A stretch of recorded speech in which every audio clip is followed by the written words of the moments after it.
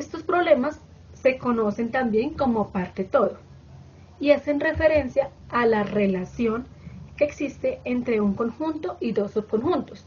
Por ejemplo, aquí el conjunto G, ¿quién sería? El conjunto de los animales. ¿Y cuáles son los otros dos subconjuntos?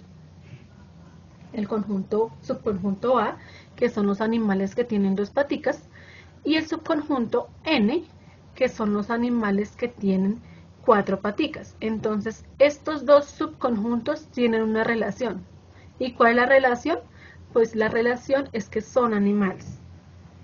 Veamos el esquema general de los problemas de combinación. Primero tenemos aquí una fila en donde dice todo. Entonces, eso significa que va a corresponder al conjunto completo, al conjunto en general. Y ahora dice parte y parte. Eso corresponde a los dos subconjuntos que tienen una característica en común. Es decir, que este esquema lo podemos ser equivalente al siguiente esquema.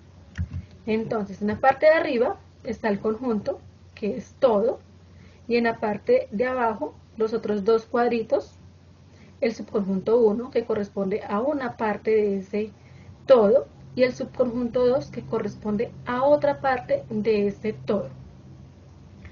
Veamos la clasificación de los problemas de combinación.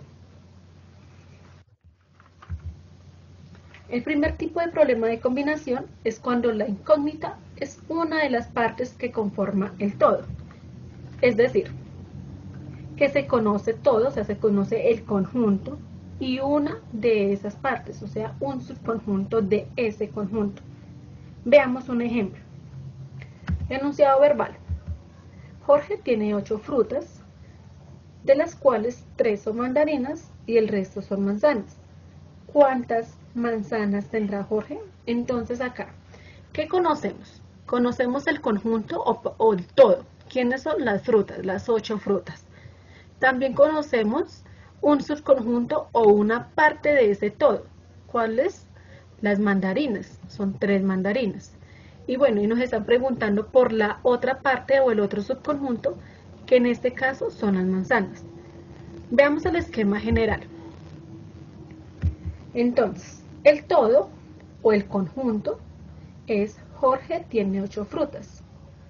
Luego tenemos una parte o un subconjunto en donde nos dice que 3 de ellas son mandarinas. Y nos preguntan por la otra parte, ¿cuántas manzanas tendrá Jorge? Veamos ahora la representación gráfica. Entonces, pues tenemos a Jorge con las 3 mandarinas más tantas manzanas que no sabemos cuántas, igual al conjunto todo. En este caso, pues son las 8 frutas. Por último, veamos la representación numérica.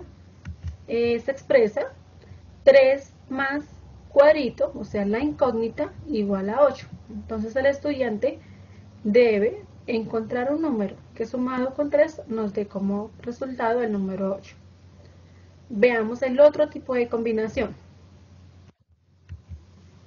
Este problema nos dice que la incógnita es el todo. Entonces, eso quiere decir que nosotros, como datos conocidos del problema, conocemos las dos partes.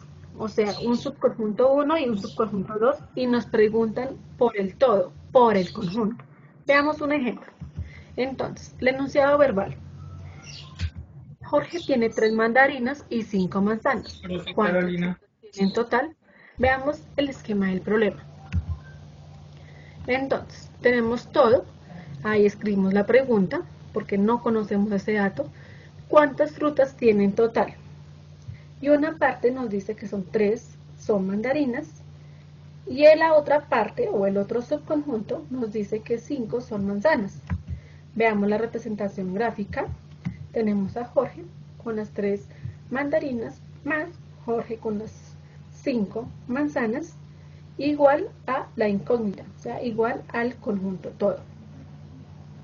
Por último, tenemos la representación numérica, tenemos la expresión 3 más 5, que son los datos de cada una de las partes o de cada uno de los subconjuntos, igual a cuadrito en donde tenemos que resolver ese problema.